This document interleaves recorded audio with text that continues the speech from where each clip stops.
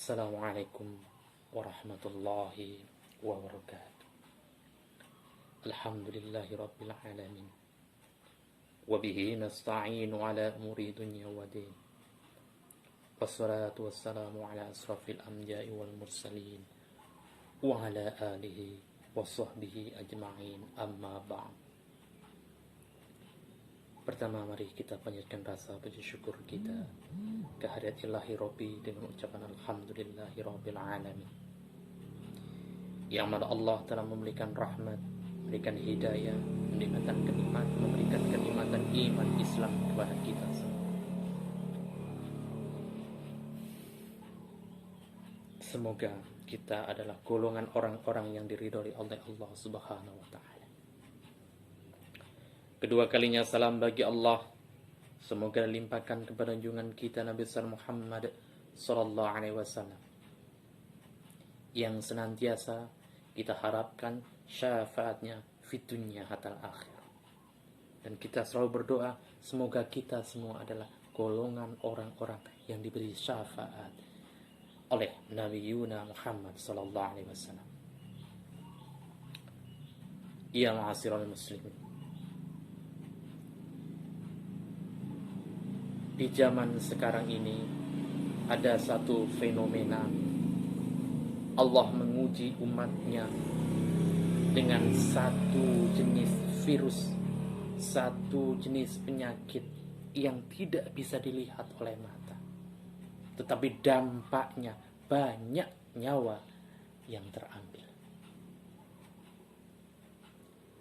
Virus ini menjelajah di dunia, lebih dari 200 negara terdampak olehnya. Gara-gara penyakit ini, gara-gara virus ini, semuanya kolap. Baik ekonomi, khususnya di bidang ekonomi. Para negara-negara adidaya jatuh perekonomiannya, termasuk negara tercinta kita Indonesia ini. Maka dari itu, mari kita menambah iman dan Islam kita. Dengan adanya penyakit ini, kita baru sadar ternyata kita sangat kecil, kita ini debu. Allah mendatangkan satu penyakit yang tiba-tiba datang, yaitu virus corona. Kita tak bisa berbuat apa-apa. Uang tak berarti, negara sibuk dan belum menemukan penyakitnya belum ditemukan obatnya. Mari kita lihat secara positif. Kita bersyukur, kita menambah iman Islam kita bahwa penyakit yang datang, apapun bentuknya, virus yang datang, semua adalah kehendak Allah. Maka kita adalah debu. Maka ayo kita tambah iman Islam kita. Jangan justru dengan adanya semacam ini, justru kita merajalela. Kita stres. Akhirnya kita lari ke sesuatu yang dilarang oleh agama, dilarang oleh negara. Contohnya narkoba. Anak-anak muda itu banyak sekarang yang terjumus masuk ke dalam jurang hitam, yaitu berupa barang yang memabukkan, narkoba. Padahal masih banyak makanan yang lain, masih banyak jenis yang lain yang dicintai oleh Allah, yang diperbolehkan oleh Allah.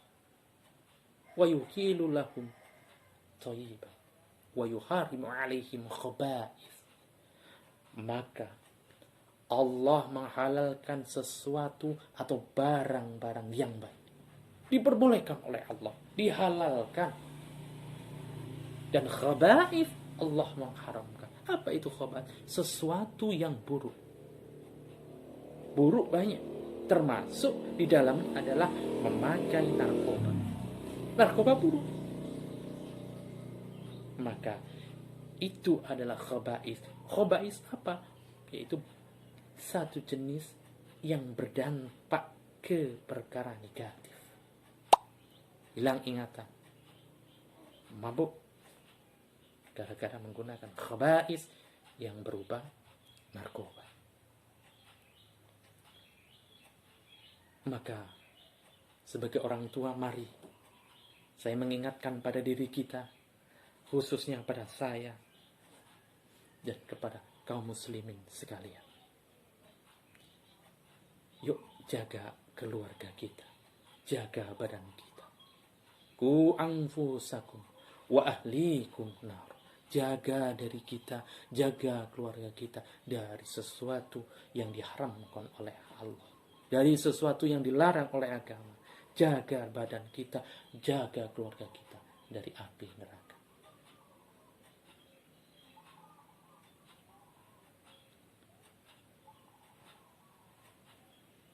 Saya pernah bertanya kepada salah seorang polisi, sudah sampai mana perkembangan tentang narkoba di Indonesia? Sudah sampai ke titik yang paling jauh. Maksudnya sudah sampai ke kampung-kampung. Kalau dulu tahun 90-an hanya orang kaya yang bisa menggunakan narkoba, rata-rata di kota. Tapi sekarang kampung-kampung, anak-anak muda banyak yang menggunakan narkoba. Orang tua, ingatkan anak kita. Ingatkan anak kita.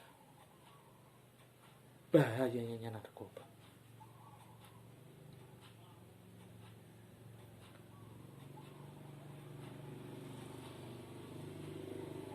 Lalu bagaimana kita? Kalau kita kadang-kadang tidak takut dengan hukum negara, padahal jelas di dalam hukum negara, pasal per pasalnya tentang narkoba, menggunakan jenis narkoba atau jenis-jenis yang lain dari yang termasuk narkoba, ganja, itu terkena pasal. Ada ayat 74, 113, 114, pasal 114. Di situ salah satu tertulis, barang siapa menggunakan, memiliki lebih dari 500 gram, maka diancam dengan hukuman mati. Begitu mengerikan ancamannya. Kenapa? Karena bahayanya narkoba itu termasuk adalah jenis kejahatan extraordinary. Kejahatan yang masuk pada tingkat 1 karena membahayakan dirinya dan orang lain. Kalau mencuri hanya membahayakan dirinya, tapi kalau narkoba, dirinya terbahayakan, orang lain juga terbahayakan karena akibat dari narkoba. Satu generasi bisa habis gara-gara narkoba.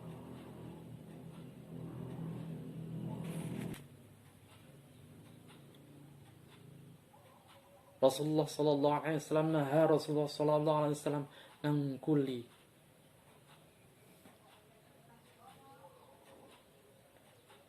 angkuli muskirin wa mufadir.